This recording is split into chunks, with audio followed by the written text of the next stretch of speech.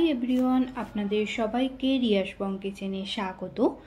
আশা করছি আপনারা সবাই ভালো আছেন।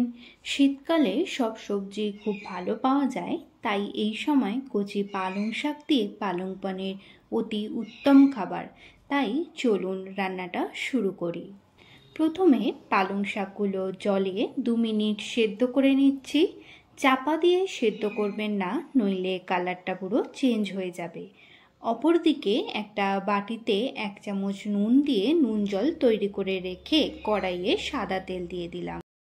তেলটা গরম হয়ে গেছে, তাই এক এক করে পনিরগুলো অ্যাড করে দিচ্ছি। পনিরগুলো হালকা লাল করে ভাজবো, নইলে শক্ত হয়ে যাওয়ার চান্স থাকে।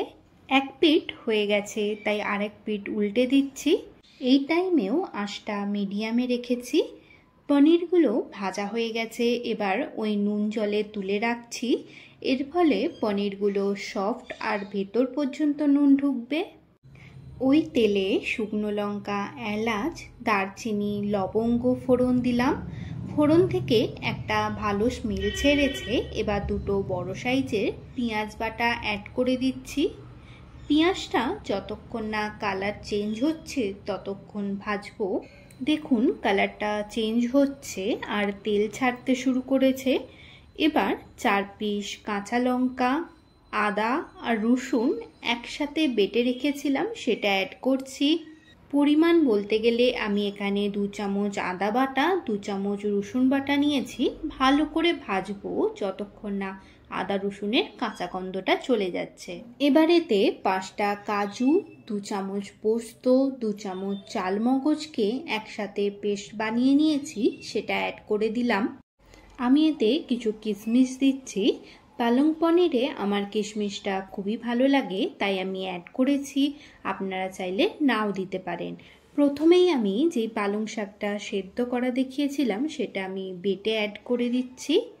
ভালো করে নাড়তে থাকবো যতক্ষণ না জলটা পুরো শুকিয়ে যাচ্ছে। এবার 1 চামচ কাশ্মীরি লঙ্কা গুঁড়ো, 1 চামচ চিনি, হাফ চামচ নুন অ্যাড করলাম। আবারও বলছি, আঁচটা পুরো মিডিয়ামে রাখবেন, নইলে মশলাগুলো পুড়ে যাওয়ার চান্স থাকবে। কালারটা যখন হালকা চেঞ্জ হচ্ছে তখন 3 চামচ টক দই ভালো করে ফাটিয়ে নিয়েছি, সেটা অ্যাড করে দিচ্ছি।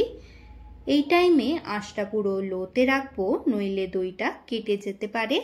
ভালো করে মিক্সড হয়ে গেছে, এবার আমি পনিরগুলো দিয়ে দিচ্ছি। এই টাইমে হালকা হাতে মিক্সড করব, নইলে পনিরগুলো ভেঙে যেতে পারে। নেড়ে নিয়ে 2 মিনিট লো আঁচে আমি চাপা দিয়ে রান্না করব। 2 মিনিট পর 1 চামচ গোলাপ জল, 1 চামচ কেওড়া জল, একটু মিঠা আতর অ্যাড করে আঁচ বন্ধ করে 1 মিনিট রেখে দেব। গরম গরম রুটি, নান বা পরোটার সাথে সার্ভ করুন রেস্টুরেন্ট স্টাইলের পালং পনির। ভিডিওটা ভালো লাগলে লাইক অ্যান্ড শেয়ার করবেন, সাবস্ক্রাইব করতে ভুলবেন না। ধন্যবাদ।